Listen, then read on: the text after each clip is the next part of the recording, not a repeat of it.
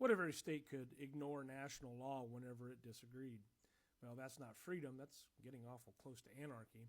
Well, in Federalist number 16, Alexander Hamilton argues that the Union will only survive if the federal government can act directly upon citizens, not just upon states.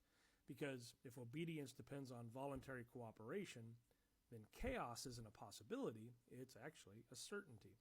I'm Matt Haskell, I'm a high school history teacher, and we're making a journey through the Federalist Papers, all 85 of them, and we're up to number 16, and we're still here with Alexander Hamilton. Now, the Articles of Confederation had no real executive power, no real enforcement mechanism. And Congress could pass resolutions, but states could ignore those. And it was a system of promises without penalties.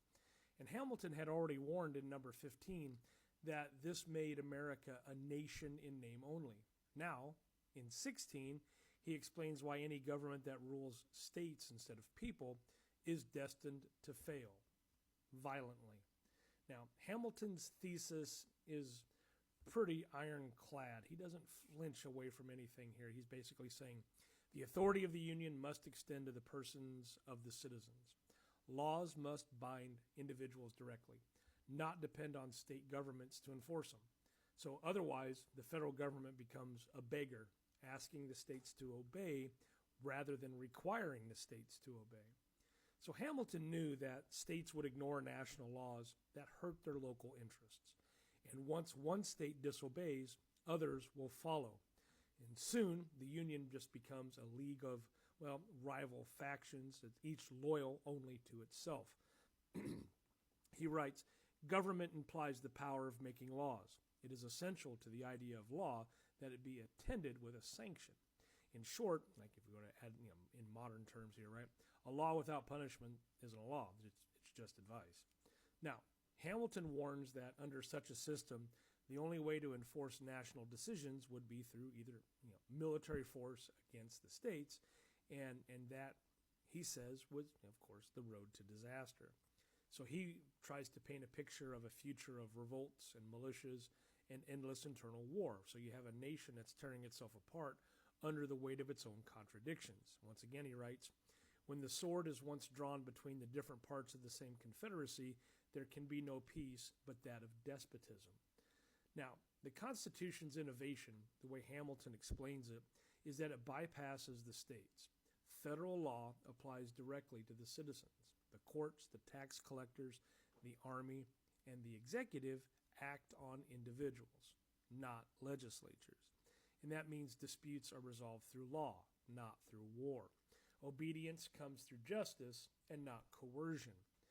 It's how America avoids becoming another divided Europe. Now, Hamilton ridicules the idea that states will voluntarily obey federal laws just out of goodwill. And he calls it the parent of anarchy. Good intentions don't last when money, power, or pride are at stake. And history shows that confederacies collapse precisely because they rely on voluntary cooperation. Hamilton once again writes that governments must operate by the agency of their own officers and upon their own subjects. Anything less isn't government. It's just negotiation. And this is where Hamilton's realism, this is what makes this particular essay rather timeless, because he argues that the Constitution doesn't increase force. It actually reduces it. Because when the law can act directly, the army doesn't have to. So it's paradoxical. You have a stronger legal system that actually means less violence. Weakness, not power, will breed bloodshed. So Hamilton isn't calling for tyranny. He's actually calling for competence. He believes that the rule of law protects liberty only when laws can actually rule. A government strong enough to enforce justice is the only one strong enough to defend freedom. And that balance, power with restraint, is the Constitution's core achievement. So let's look at our chain of reasoning. I should have like a special graphic when we talk about this, the things that kind of tighten up the logic for the writer here. So the first thing here is laws must act on individuals and not states. And the second thing would be that depending on state compliance would lead to anarchy.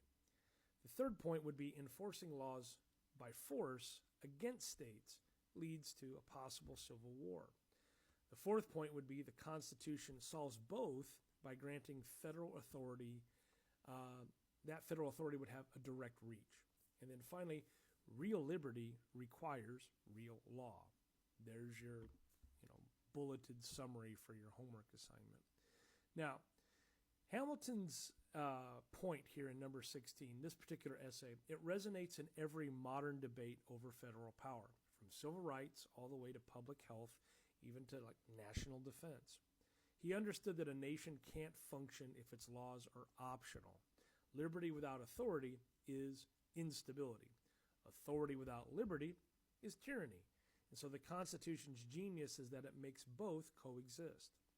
Now, this particular essay is Hamilton's bridge between despair and hope.